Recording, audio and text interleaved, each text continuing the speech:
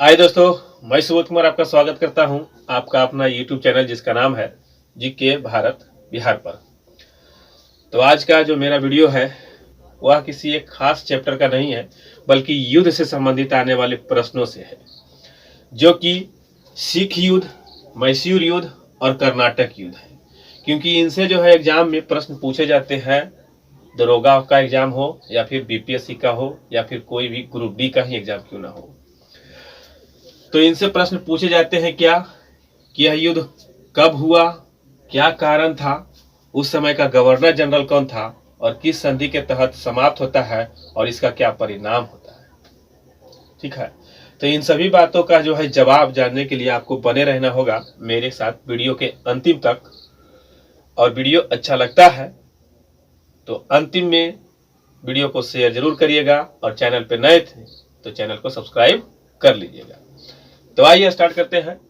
सबसे पहले यह जान लेते हैं कि सिख युद्ध कितने अक्षर का है। 2 अक्षर का है, इसलिए आपको सिख से संबंधित 2 युद्ध को याद करना पड़ेगा। क्लियर। मैसूर जो है कितने अक्षर का है, 3 अक्षर का है, लेकिन आपको इससे संबंधित जो है 4 युद्ध याद करना पड़ेगा। कर्नाटक जो है 4 अक्षर का है, लेकिन आपको इससे संबंधित 3 युद्ध याद करना पड़ेगा। तो सिख 2 अक्षर का 2 युद्ध, मैसूर 3 अक्षर का तो 4 युद्ध और कर्नाटक 4 अक्षर का तो 3 युद्ध। सबसे पहले यह जो है दिमाग में आप सेट करिए। क्लियर।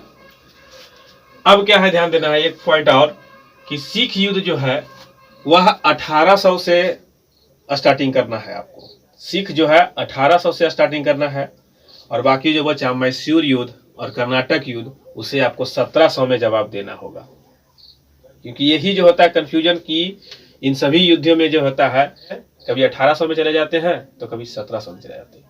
तो ये जो बात आपको क्लियर रखना पड़ेगा पहले। तो पहले यह स्टार्ट करते हैं सिख युद्ध कितने अक्षर का, तो 2 युद्ध, मात्र 2 ही युद्ध याद करना है। लेकिन दोनों युद्ध में गैप कितने वर्ष का है, तो 1 वर्ष का है। जैसे प्रथम आंग्ल सिख युद्ध कब हुआ था, तो 1845 से 46। इस समय जो गवर्नर कौन थे, तो लॉर्ड हार्डिंग प्रथम। प्रथम आंग्ल सिख युद्ध जो है किस संधि के तहत समाप्त होता है, तो 2 संधि याद रखना है। एक तो लाहौर की संधि और दूसरा जो है भैरव बाल की संधि। ये दोनों संधियां जो आपको पूछे जाते हैं। इन दोनों में अगर हाईलाइटेड संधि पूछा जाए तो आपको पूछेगा लाहौर की संधि। ठीक है। तो प्रथम आंग्ल सिख युद्ध 1845 से 46, 1 वर्ष का। ठीक है। उस समय गवर्नर कौन था, गवर्नर जनरल कौन था, तो लॉर्ड हार्डिंग प्रथम। प्रथम युद्ध हार्डिंग प्रथम। ठीक है। लाहौर की संधि और भैरव वाल की संधि। अब लाहौर की संधि कब हुआ था उसे याद रखने की आपको जरूरत नहीं है दोस्तों। अगर आप जो है प्रथम आंग्ल सिख युद्ध की समाप्ति को अगर आप याद रख लेते हैं तो किस संधि के तहत समाप्त हुआ है, तो वो संधि कब हुआ है इसे याद करने की जरूरत नहीं पड़ेगा। जैसे कि 1845 से 46 तक चला, अर्थात 1845 में शुरू हुआ और 1846 में समाप्त हुआ।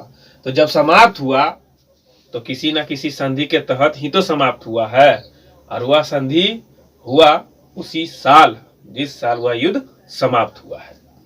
तब यहां से आप पकड़ सकते हैं कि लाहौर की जो संधि हुआ है 1846 में। ठीक है। डेट भी आप याद रख सकते हैं 9 मार्च 1846। क्लियर। तो 3 पॉइंट याद रखना है आपको। कब हुआ, तो 1845 से 46। गवर्नर जनरल कौन थे, तो लॉर्ड हार्डिंग प्रथम। और किस संधि के तहत समाप्त हुआ, तब लगाना है लाहौर की संधि के तहत। ठीक है। लाहौर की संधि और भैरववाल की संधि दोनों का दोनों जो है 1846 में ही हुआ। क्लियर। अब आते हैं दूसरे जो है आंग्ल सिख युद्ध। यह दूसरे आंग्ल सिख युद्ध कब होता है, तो पहला जो युद्ध होता है 1 साल का, उसके बाद 1 साल रेस्ट लिया जाता है, उसके बाद फिर 1 साल युद्ध किया जाता है। मतलब कि 1845 से 46 में पहला हुआ, 1 साल हुआ युद्ध, 1 साल रेस्ट करेगा, अर्थात 47 में कुछ नहीं होगा। उसके बाद 48 से फिर शुरू होगा और 49 में समाप्त हो जाएगा। क्लियर। तो दूसरा जो है 1848 से लेकर 1849 तक। ठीक है। इस समय अगर पूछ ले कि गवर्नर जनरल कौन था, तब लगाना है डलहौजी, क्योंकि इसका जो कार्यकाल जो है 1848 से ही शुरू हो गया था। क्लियर। अब इसको जो है एक ट्रिक से भी याद रख सकते हैं। सीख को आप करिए, कुछ सीख रहे हैं, अब जो कुछ भी आप सीख रहे हैं उससे क्या होगा, आपको लाभ होगा। अर्थात लाभ का अगर संधि विच्छेद करते हैं तो ला से बनेगा लाहौर, अब हा से बनेगा भैरोबाल। ठीक है, तो कुछ सीख रहे हैं, सीख रहे का मतलब सीख युद्ध समझना है। तो दो युद्ध 1845 से 46 और दूसरा कितना, एक साल गैप करिए, अर्थात 48 से 49। गवर्नर जनरल लॉर्ड हार्डिंग प्रथम, फिर डलहौजी, लाहौर की संधि, भैरोवाल की संधि कब हुआ था, तो 1846। द्वितीय जो है आंग्ल सिख युद्ध में क्या होता है कि सिख साम्राज्य की जो है पूरी तरीके से समाप्ति हो जाती है, इसलिए तीसरा आंग्ल सिख युद्ध होने की जरूरत नहीं पड़ी। क्लियर है। अब आइए देखते हैं दोस्तों आंग्ल मैसूर युद्ध। आंग्ल का मतलब समझते हैं, आंग्ल का मतलब हुआ अंग्रेज, ठीक है, और मैसूर का मतलब तो आप समझते होंगे क्योंकि मैसूर का शासक। इससे जो है 4 युद्ध आपको याद रखना है, क्योंकि 4 युद्ध और 4 गवर्नर, 4 संधि। ठीक है, बहुत ही सिंपल है। सबसे पहले आपको याद रखना होगा कि मैसूर का शासक कौन था। तो मैसूर से 2 शासक का नाम आपको याद रखना है। एक तो आपको याद रखना होगा 2 युद्ध तक, कौन सा, हैदर अली, और 2 युद्ध उसका पुत्र जिसका नाम था टीपू सुल्तान। ठीक है, तो प्रथम आंग्ल मैसूर युद्ध कब हुआ था, तब आंसर लगाना है दोस्तों, क्योंकि बताए हैं कि मैसूर हो चाहे कर्नाटक हो, आपको आंसर देना है 1700 में। तो प्रथम आंग्ल मैसूर युद्ध जो हुआ है वह 1767 से लेकर 1769 तक, 1767 से 69 तक। उस समय अगर गवर्नर की बात पूछा जाए तब लगाना है क्या, लॉर्ड बेरेलस्ट, लॉर्ड बेरेलस्ट, लॉर्ड बेरेलस्ट। और किस संधि के तहत समाप्त हुआ, तब आंसर लगाना है मद्रास की संधि। और इसका परिणाम क्या हुआ कि हैदर अली जो है दक्षिण भारत का वैसा शासक, जो पहला शासक था जो कि पराजित अंग्रेजों से नहीं हुआ। इसलिए मैसूर का प्रथम युद्ध में जो है हैदर अली जो है विजय होता है, अर्थात पराजित नहीं हो पाता है। क्लियर। अब मद्रास की संधि पूछ लिया जाए कि कब हुआ था, तो यदि आपको याद है प्रथम आंग्ल मैसूर का युद्ध कब हुआ था, तो 1767 से 69 में, तो 69 में समाप्त हुआ, अर्थात संधि के तहत ही तो समाप्त हुआ है। तो मद्रास की संधि कब हुआ, तब आंसर लगाना है कि जब प्रथम आंग्ल मैसूर युद्ध समाप्त हुआ है, तो उसी वर्ष जो है मद्रास की संधि हुआ है। क्लियर है। तो आपको यही मेंशन दिमाग में करके रखना है कि जिस डेट को जो है युद्ध समाप्त होता है, तो संधि भी उसी डेट का ही होगा। यह दिमाग में आपको सेट रखना है। संधि को अलग से मत याद रखिए, आप जो है युद्ध का जो है समय याद रखिए कि कब से कब तक हुआ। क्लियर। दूसरा जो है आंग्ल मैसूर युद्ध कब होता है, तो 1780 से लेकर 1784 तक, 1780 से लेकर 1784 तक। बेरेलस्ट का नाम शायद नहीं सुने होंगे जल्दी या ज्यादा बार, लेकिन आप हेस्टिंग्स, कर्नवालिस और बेलेजली से परिचित जरूर होंगे। तो दूसरा जो है आंग्ल मैसूर युद्ध जो होता है उस समय गवर्नर जनरल कौन था, तब लगाना है वारेन हेस्टिंग्स, वारेन हेस्टिंग्स। अब ध्यान रखना है दोस्तों किस तरीके से पकड़ेंगे, क्योंकि 1780 से 1784 की बात की जा रही है। आपको याद होगा कि 1773 के रेगुलेटिंग एक्ट के तहत क्या हो जाता है कि बंगाल के गवर्नर को जो है बंगाल का गवर्नर जनरल बना दिया जाता है, और यही वो है कौन, वारेन हेस्टिंग्स, जो कि तो बंगाल के प्रथम गवर्नर जनरल। तो यहां से पकड़ लेना है कि 1773 में बने थे, अर्थात उस समय कौन होगा, दिमाग में यही सेट रखना है कि उस समय कौन होगा, तो आंसर लगाना है वारेन हेस्टिंग्स। ठीक है, तो माइंड में आपको सेट करना चाहिए। और किस संधि के तहत समाप्त हुआ, तो मंगलौर की संधि। और मंगलौर की संधि कब हुआ, तो ये आप तो स्वयं बता सकते हैं, क्योंकि 84 में युद्ध समाप्त हुआ है, तो 1784 में ही यह संधि हुआ होगा। अब इस संधि में क्या हो जाता है कि पहला में जो तो है हैदर अली जीत जाते हैं, पराजित नहीं हो पाते हैं, लेकिन दूसरे में जो है उनकी मृत्यु हो जाती है। और उस युद्ध का जो है नेतृत्व कौन करता है, तो उनका पुत्र, जिनका नाम होता है टीपू सुल्तान। तो दूसरे में पिता की मृत्यु। क्लियर। अब आइए देखते हैं तीसरा कब से कब हुआ, तो 1790 से 1792। 1790 से 1792। अब बताइए कि बंगाल में स्थायी बंदोबस्ती किसके शासनकाल में हुआ था, तो लॉर्ड कॉर्नवालिस के शासनकाल में। तब याद लगाना है दोस्तों कि कॉर्नवालिस को याद रखना है, क्योंकि 1793 में कौन थे, तो कॉर्नवालिस थे। इसीलिए जो आंग्लो मैसूर युद्ध जो होता है तीसरा, वह 1790 से 1792 में होता है। और उस समय किनका कार्यकाल था, तो कॉर्नवालिस का कार्यकाल था, लॉर्ड कॉर्नवालिस का कार्यकाल था। अब जो है किस संधि के तहत जो है तृतीय जो है मैसूर युद्ध समाप्त किया गया था, तो श्रीरंगपट्टनम की संधि के तहत।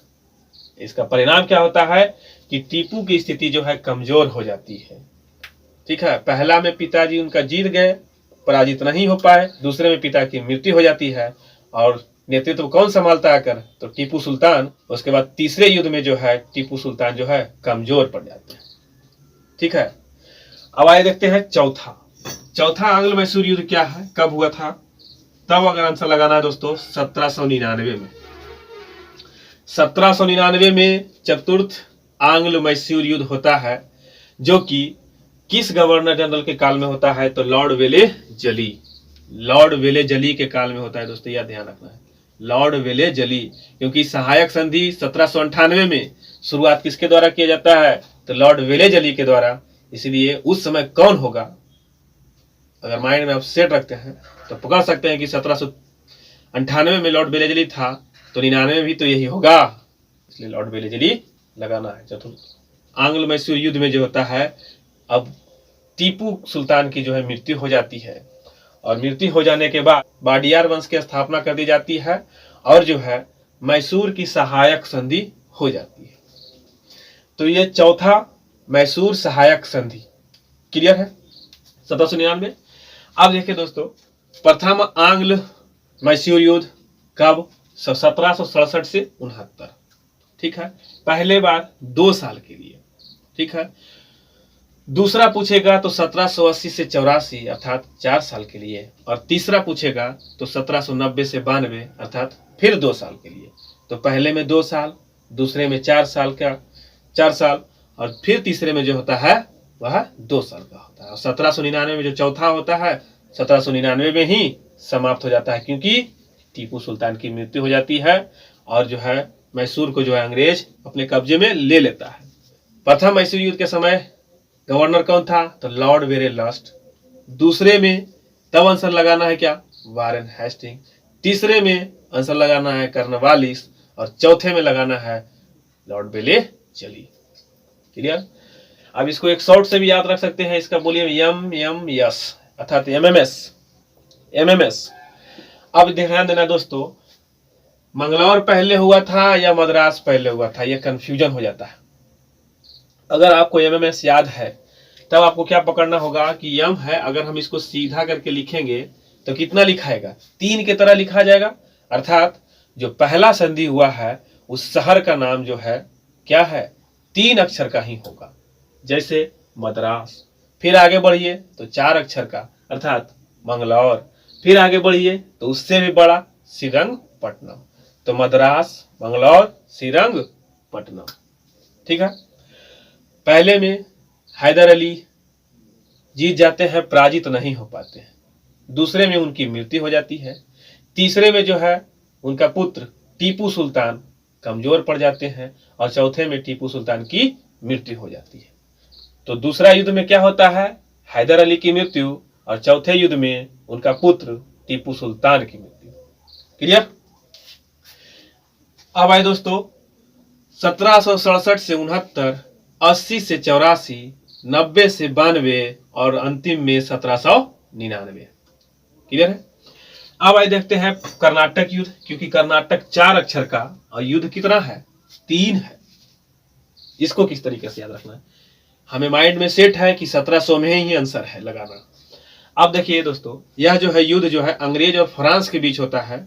तो पहला जो होता है 1746 से लेकर 1748 तक, ठीक है, 1746 से 1748 तक।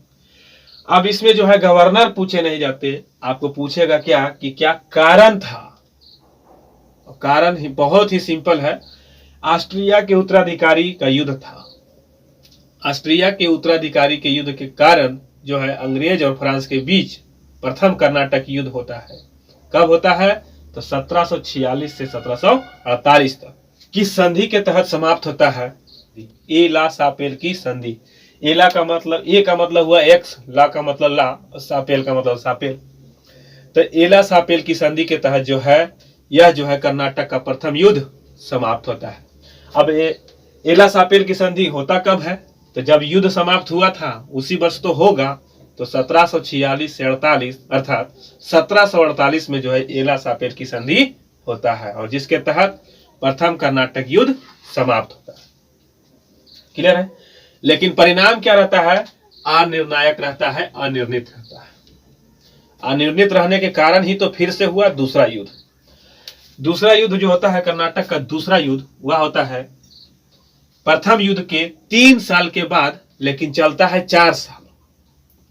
प्रथम कर्नाटक के युद्ध के 3 साल के बाद होता है दूसरा कर्नाटक युद्ध, लेकिन चलता है 4 साल, अर्थात 1751 से लेकर 1755 तक। ठीक है।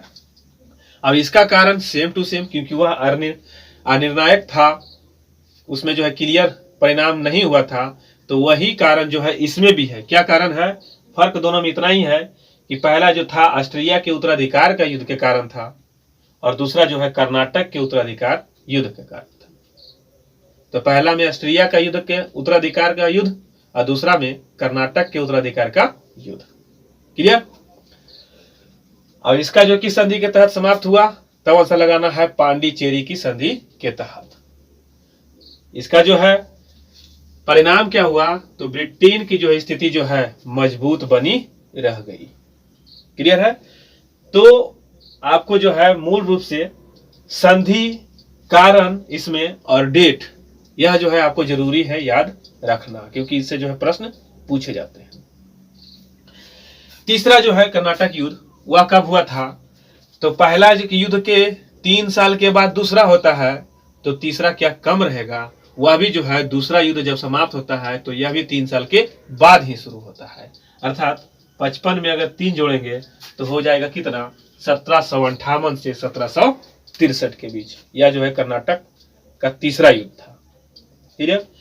और इसका कारण क्या था, तो इसका कारण था सप्तवर्षीय युद्ध एवं औपनिवेशिक कारण। सप्तवर्षीय युद्ध एवं औपनिवेशिक कारण था इसका। ठीक है। जिसके कारण क्या हुआ, कर्नाटक का तीसरा युद्ध हुआ। किस संधि के तहत समाप्त होता है, तो पेरिस की संधि के तहत। किस संधि के तहत, पेरिस की संधि के तहत। अब पेरिस की संधि कब हुआ था, अगर आप समझ गए हैं तो कमेंट में जरूर लिखिएगा। क्लियर। पेरिस की संधि के तहत समाप्त होता है, और इसका जो परिणाम होता है, फ्रांस की पूरी तरीके से क्या होती है, पराजय हो जाती है। ठीक है। 2 युद्ध तो फ्रांस संभाल लेता है, लेकिन तीसरा युद्ध में जो है फ्रांस की पूरी तरह से क्या हो जाती है, पराजय हो जाती है। तो परिणाम वहां से क्लियर हो गया। अब इसे किस तरह से याद रखेंगे दोस्तों, कर्नाटक का प्रथम युद्ध 1700 में आपको आंसर देना है, तो 1746 से लेकर 1748। क्लियर। दूसरा युद्ध 3 जोड़िए, अर्थात 51 से लेकर 4 साल तक चला था, 55 तक। फिर आएगा तीसरा युद्ध, फिर 3 जोड़िए, अर्थात 1758 से लेकर, अब चला था कितना साल, तब आंसर लगाना है 5 साल तक चला था, अर्थात 1763। पहला युद्ध समाप्ति में अगर आप 3 जोड़ते हैं तो दूसरा युद्ध शुरुआती या पहुंच जाते हैं। यह अगर आप याद रखना है दोस्तों, क्योंकि यह 3 युद्ध हुआ, आपको जोड़ना है क्या है, पहला युद्ध का समाप्त, उसमें आप 3 जोड़िए तो दूसरा युद्ध का शुरू पहुंच जाइएगा, और दूसरा युद्ध जो समाप्त हुआ, अगर उसमें आप फिर से 3 जोड़िएगा तो आप तीसरा युद्ध जो शुरुआत हुआ था वहां तक पहुंच जाइएगा। आपको यह मेंशन तो हो जाएगा दिमाग में सेट। तो आपको क्या करना है कि पहला जो हुआ था 2 साल, दूसरा हुआ था 4 साल, और तीसरा जो हुआ था कितना साल, 5 साल। क्लियर है। तो 58 से लेके 63, 51 से 55, 46 से 48। क्लियर है। अब इस संधि को जो है आपको क्या करना है, एक ट्रिक से याद कर सकते हैं। जैसे ए पा पे, ए का मतलब, ए पापे में ए का मतलब होगा एला सापेल का संधि, पा का मतलब हुआ पांडिचेरी की संधि, और पे का मतलब हुआ पेरिस की संधि। तो तीनों युद्ध इन्हीं 3 संधि के तहत समाप्त हो जाता है। क्लियर है। तो उम्मीद है दोस्तों आपको समझ में आया होगा। अब जो है क्या है, एक बार इसका रिवीजन कर लेते हैं। जैसे सिख युद्ध 2 युद्ध, इसका आंसर क्या देना है, 18 में देना है, 1800 में, अर्थात 1845 से लेकर 1846 तक। फिर 1 साल सो गया। फिर क्या है, लगाना है 1848 से लेकर 1849 तक। 46 में युद्ध समाप्त हुआ, 1 साल रेस्ट, फिर शुरू हो जाता है कब, 1848 से 1849। क्लियर है। प्रथम उस समय गवर्नर कौन था, तो लॉर्ड हार्डिंग प्रथम पहला का, और दूसरा का पूछेगा तो डलहौजी। समाप्ति संधि का अगर बात पूछा जाए तो लाहौर की संधि और भैरोवाल की संधि 9 मार्च कितना, लाहौर की संधि 1846। तो ये दोनों संधियां जो है 1846 में होती है। दूसरा युद्ध में क्या हो जाता है, सिख जो है साम्राज्य जो है सिख साम्राज्य की जो है समाप्ति हो जाती है। ट्रिक से याद रखना है, कुछ सीखते हैं तो उसे लाभ होता है, अर्थात सिख युद्ध का जो संधि का ट्रिक है वह लाभ है। ला से लाहौर की संधि, भ से भैरोवाल की संधि। क्लियर है। 1845 से 46, 1848 से 49। आंग्ल मैसूर युद्ध 1767 से लेकर 1769 प्रथम, दूसरा 80 से 84, तीसरा 90 से 92, चौथा 1799। ठीक है। पहला गवर्नर जनरल लॉर्ड वेरेलस्ट, ठीक है, 67 से 69 में। फिर 80 से 84 के बाद आया अच्छा बंगाल का गवर्नर जनरल, तो वारेन हेस्टिंग्स। फिर आ गया 1792 से 93, अच्छा बंगाल में स्थायी बंदोबस्ती, लॉर्ड कर्नवालिस। फिर आ गया 1799, अच्छा क्या जाना है, सहायक संधि 1799। ठीक है, 1799 में, अर्थात सहायक संधि 1798, इसको पकड़ना 1799, क्योंकि 99 में तो यही होंगे, लॉर्ड वेलेजली। एमएमएस मद्रास की संधि, मंगलौर की संधि, श्रीरंगपट्टनम की संधि। पहला में जो है हैदर अली जो दक्षिण भारत के प्रथम शासक हुए पराजित नहीं हो पाए, दूसरे में उनकी मृत्यु हो जाती है, तीसरा में उनका पुत्र जो है टीपू सुल्तान असमर्थ हो जाते हैं, और चौथे में वो भी निकल जाते हैं, अर्थात उनकी भी मृत्यु हो जाती है चौथे युद्ध में। कर्नाटक का 1746 से 48, ठीक है, 3 जोड़िए 1751 से कितना 55, फिर 3 जोड़िए 1758 से 1763। ठीक है, 1746 से 48, 1751 से 55 और 1758 से 1763। ऑस्ट्रिया के उत्तराधिकार का युद्ध, कर्नाटक का उत्तराधिकार का युद्ध, और जो तीसरा हुआ वह था औपनिवेशिक कारण था, सप्तवर्षीय युद्ध का कारण था। ठीक है। ए पापे एला सापेल की संधि, पा से पांडिचेरी की संधि, और पे से पेरिस की संधि। क्लियर है। पहला अनिर्णित रहा, कोई निर्णय नहीं हो पाया, दूसरा में ब्रिटिश मजबूत रहा, और तीसरा में जो है फ्रांस की पूरी तरीके से पराजय होगी। क्लियर है। तो ठीक है दोस्तों, इस वीडियो को जो है 1 से 2 बार देखिए, और एग्जाम से पहले जरूर देखिए, क्योंकि इनसे जो है दरोगा एग्जाम हो चाहे बीपीएससी एग्जाम हो, उसमें जो है इससे प्रश्न पूछे जाते हैं। इसलिए आप जो है इसी तरीके से चार्ट बनाइए और लिख लीजिए, और 1-2 दिन अगर आप रिवाइज कर लेते हैं तो आपका दिमाग में सेट हो जाएगा, और जब एग्जाम में पूछेगा तो आपका ही आंसर क्या होगा, सही बनेगा। तो ठीक है, वीडियो अच्छा लगा है, अगर याद हुआ है तो चैनल पर नए थे तो चैनल को सब्सक्राइब कर लीजिए, और वीडियो को शेयर जरूर करिएगा, लाइक कमेंट जरूर करिएगा। तो पूरा वीडियो देखने के लिए धन्यवाद।